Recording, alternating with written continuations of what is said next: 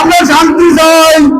আমাদের 2 নম্বর আমরা এলাকাবাসী একটা মাদক ব্যবসায়ীকে আমরা যখন প্রশাসনের হাতে দিয়েছি, মাছ দিতে যাওয়ার পরে প্রশাসন ওই মাদকের ওই আসামি ছাড়ে দিছে।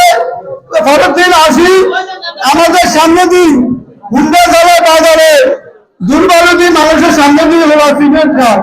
তো আমরা মাদক অভিযান করে লাভমুখী, আমরা প্রতিবাদ করিলাম, আমরা লোক করি যেমন আইজি গেলে ছাড়ে দিব।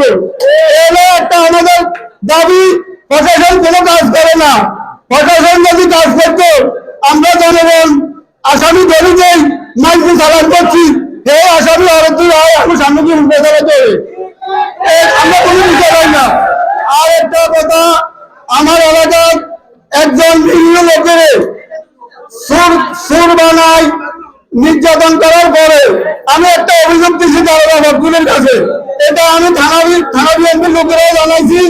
এই নিরীহ লোকটা এখনো বিচার হয়নি। আমরা প্রশাসনকে সর্বোচ্চ সহযোগিতা করুন, কিন্তু প্রশাসন যেন আমাদের দিকে সুনির্দিষ্ট ভাবে আমাদের এলাকার জন্য শারীরিক শৃঙ্খলার জন্য যারা আমাদেরকে সহযোগিতা করে আমরা সহযোগিতা করবো।